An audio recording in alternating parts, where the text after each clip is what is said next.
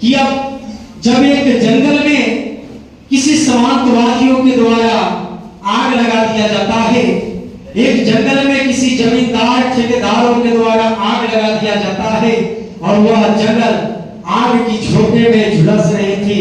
उस जंगल के जितने भी हरियाली थी वो आग में तब्दील हो रही थी। उस जंगल में जितने भी रहने वाले जीव जंतु थे वे आग से जल करके मर रहे थे, तड़प रहे थे। और एक जो वो उस जंगल के जो शेर के नाम से जाने वाले जो बाघ था, एक रास्ते से भाग रहा था जंगल की आग से बचने के लिए। अचानक उसका नजर आसमान की ओर जाता है तो देखता है कि एक चिड़िया, छोटी सी चिड़िया कहीं न कहीं से वो किसी नदी से, नाला से, कुआं से, पोखरा से अपनी चोंच से छोटा छोटा पानी ला करके वो जंगल के ऊपर बुझाने का काम करती थी। उसको पता था कि मेरे चोंच के पानी से ये जंगल की आग बुझेगा नहीं। लेकिन तब ही वो बाघ जो है वो पूछ देता है कि वो चिड़िया, इस जंगल में जितने भी रहने वाले ताकतवर शेर जैसे जानवर थे, जितने भी बड़े बड़े पशु पक्षियां थे, इस जंगल में जड़ के मर गए और जो जिंदा बच गए हैं वो जंगल छोड़ करके भाग रहे हैं। हम भाग रहे हैं, तुम भी भाग जाओ, वरना आग की झोंका जब इस तरफ आएगी तो तुम तो एक ही झोंक में मर जाओगी। मेरी कहना काम था, बाकी तुम्हारी मर्जी।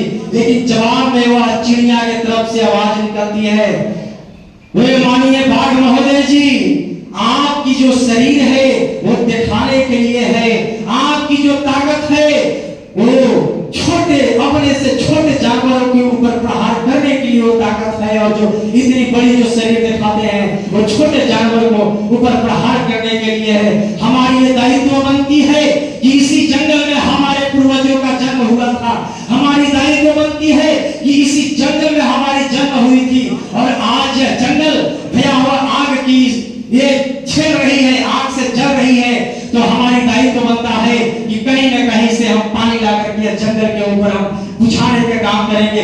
बुझे या ना बुझे, लेकिन हमारी कर्तव्य बनती है कि हम आखिरी सांस तक जंगल की आग में कहीं न करेंगे।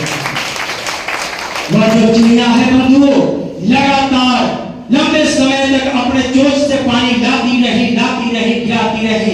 कुछ समय तक हमारे, और जैसे हमारे समाज में जलनखोर लोग होते हैं, जो गरीब तबके के लोग, हमारे और आपके जैसे लोग समाज में जब मेहनत करते हैं, समाज में जब संघर्ष करते हैं तो देख करके हंसते हैं, उसे इग्नोर करते हैं।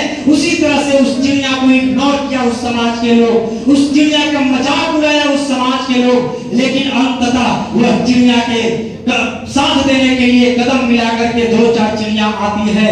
इसके बाद उसके साथ सैकड़ों चिड़िया आती है, हजारों चिड़िया आती है, लाखों चिड़िया आती है, करोड़ों चिड़िया आती है। इसके बाद वो जंगल की आग बुझ जाती है, ऐसा लगता है कि बरसात हो गया।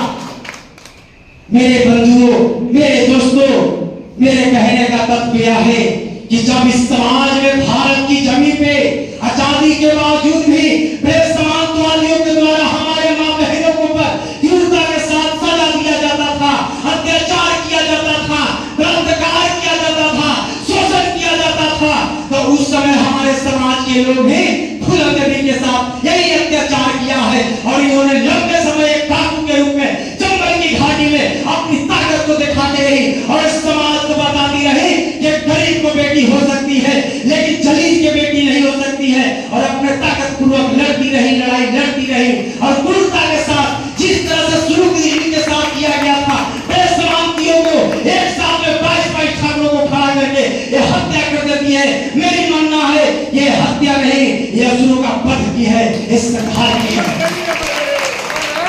मेरे दोस्तों, समय मुझे बहुत कम मिला है।